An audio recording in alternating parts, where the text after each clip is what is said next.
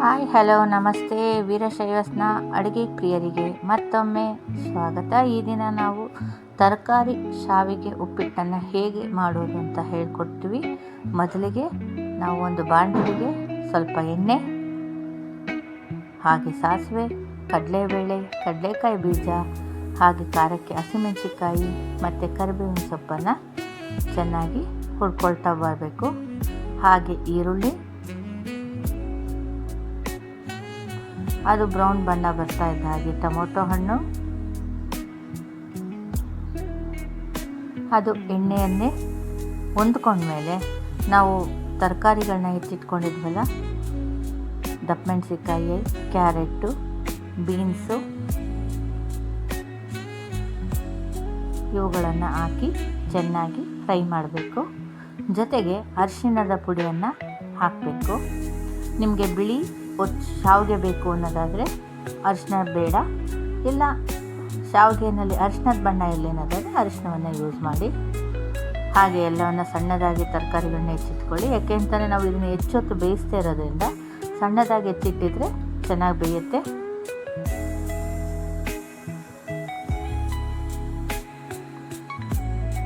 ನಾವು ಶಾವಿಗೆನ ಎಷ್ಟು ಬಳಸ್ತೀವೋ ಅದರ 1:2 ನೀರನ್ನು ತಗೋಬೇಕಾಗತ್ತೆ. ಒಂದು ಮುಷ್ಟಿಗೆ 2 ಮುಷ್ಟಿಯಷ್ಟು ನೀರನ್ನು ಹಾಕಬೇಕಾಗತ್ತೆ.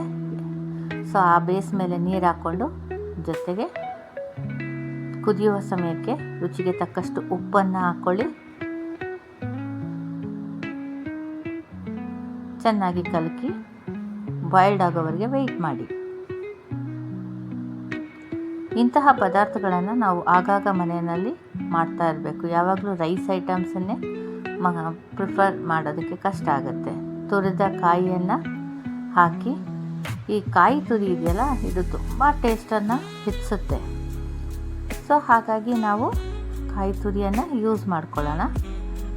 ಚೆನ್ನಾಗಿ ಬೆಂದಿದೆ ಅಂತ ಗೊತ್ತಾದ ಮೇಲೆ ನಾವು ಸ್ವಸ್ವಲ್ಪವಾಗಿ ಶಾವಿಗೆಯನ್ನು ಹಾಕ್ಕೋಬೇಕಾಗುತ್ತೆ. ನಾನಿಲ್ಲಿ ಬಳಸೋ ಶಾವಿಗೆ ಬಂದು ಆಲ್ರೆಡಿ ಹುರಿದಿರುತ್ತೆ, ಫ್ರೈ ಆಗಿರುತ್ತೆ, ನೀಡ್ ನಾಟ್ ಫ್ರೈ ಅಂತ ಇರುತ್ತೆ ನೋಡಿ, ಅಂಥ ಶಾವಿಗೆಯನ್ನು ತಗೊಳ್ಳಿ. ನಾನು ಆಲ್ಮೋಸ್ಟ್ ಗಣೇಶ ಅದನ್ನು ತಗೊಳ್ತೀನಿ. ಇದು ತುಂಬ ಚೆನ್ನಾಗಿರುತ್ತೆ. ಸೊ ಸ್ವಸ್ವಲ್ಪವಾಗಿ ಕಲಿಸ್ತಾ ಹೋಗಿ. ನಿಮಗೆ ಸ್ವಲ್ಪ ನೀರಿನಂಶ ಇದೆ ಅಂದಾಗ ಮತ್ತೆ ಮೇಲೆ ಹಾಕಿ. ಆ ರೀತಿ ಆಗ್ತಾ ಸ್ವಲ್ಪ ಅದು ಡ್ರೈ ಆಗೋದಕ್ಕೆ ಬಿಡಿ. ಸಾಮಾನ್ಯ ಶಾವಿಗೆ, ಈ ನೂಡಲ್ಸ್ ಇವೆಲ್ಲವೂ ಏನು ಅಂದರೆ ಬೇಗ ನೀರನ್ನು ಅಬ್ಸರ್ವ್ ಮಾಡ್ಕೊಳ್ಳುತ್ತೆ. ನಾವು ನೀರಂತ ಇದ್ರೂ ನಾವೊಂದು 10 ನಿಮಿಷ ಫ್ರೀ ಬಿಟ್ಟರೆ ಆ ಶಾವಿಗೆ ಆಗ್ಬೋದು, ಈ ರವೆ ಐಟಮ್ಗಳಾಗ್ಬೋದು, ಇವೆಲ್ಲವೂ ನೀಟಾಗಿ ಅಬ್ಸರ್ವ್ ಮಾಡ್ಕೊಂಡಾಗ ಉದುರಾಗಿ ಬರೋಕ್ಕೆ ಶುರುವಾಗುತ್ತೆ. ಸೇಮ್ ಮದುವೆ ಮನೆ ಶೈಲಿಯಲ್ಲಿ ನಿಮಗೆ ಇದು ಹೇಳ್ಕೊಟ್ಟಿದ್ದೀನಿ. ಇದನ್ನು ನೀವು ಕೂಡ ಒಂದು ಸತಿ ಟ್ರೈ ಮಾಡಿ. ಹೇಗಿತ್ತು ಅಂತ ಕಮೆಂಟ್ ಬಾಕ್ಸಲ್ಲಿ ಹಾಕಿ. ಹಾಗೆ ನಿಮ್ಮ ಪ್ರೀತಿ ಪ್ರೋತ್ಸಾಹ ಯಾವಾಗಲೂ ನಮ್ಮ ಜೊತೆಯಲ್ಲಿರಲಿ ಅಂತ ಕೇಳ್ಕೊಳ್ತಾ ಹೋಗ್ತೀನಿ. ಇನ್ನೂ ಯಾರು ನಮ್ಮ ಚಾನಲನ್ನು ಸಬ್ಸ್ಕ್ರೈಬ್ ಮಾಡ್ಕೊಂಡಿಲ್ಲ, ಪ್ಲೀಸ್ ಸಬ್ಸ್ಕ್ರೈಬ್ ಮಾಡ್ಕೊಳ್ಳಿ. ನಿಮ್ಮ ವಿಶ್ವಾಸನ ಹೀಗೆ ತೋರಿಸ್ತಾ ಇನ್ನೂ ಯಾವ್ಯಾವ ಅಡುಗೆ ನಿಮಗೆ ಅವಶ್ಯಕತೆ ಇದೆ ಅನಿಸುತ್ತೋ ಅದನ್ನು ನನ್ನ ಮೆಸೇಜ್ ಬಾಕ್ಸಲ್ಲಿ ಹಾಕಿ. ಖಂಡಿತ ನನಗೆ ತಿಳಿದಿದ್ರೆ ನಾನು ಮಾಡ್ತೀನಿ, ಇಲ್ಲ ಹೇಳಿಸ್ಕೊಂಡಾರು ನಿಮಗೆ ಮಾಡಿ ತೋರಿಸ್ತೀನಿ.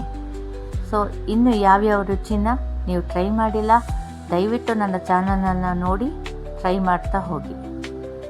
ನೋಡಿ, ಈಗ ರೆಡಿಯಾಗಿದೆ.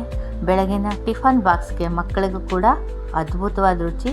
ಮಕ್ಕಳು ಬಾಕ್ಸಲ್ಲಿ ಒಂದು ಚೂರು ಇಲ್ಲದಂಗೆ ಉಳಿಸ್ಕೊಂಡು ಬರ್ತಾರೆ. ಸೊ ನೋಡ್ತಾ ಇದ್ದೀರಲ್ಲ ಇಷ್ಟು ಉದುರಾಗಿದೆ. ಆ್ಯಕ್ಚುಲಿ ಇನ್ನೊಂದು ಸ್ವಲ್ಪ ಹೊತ್ತು ಆರಿದರೆ ಅದು ಇನ್ನೂ ಉದುರಾಗಿ ಬರ್ತಾ ಹೋಗುತ್ತೆ. ಈ ರೆಸಿಪಿಯನ್ನು ನೀವು ಕೂಡ ಟ್ರೈ ಮಾಡಿ. Thank you for watching this video. Veerashaivas ಕಿಚನ್ನಿಂದ ಧನ್ಯವಾದಗಳು.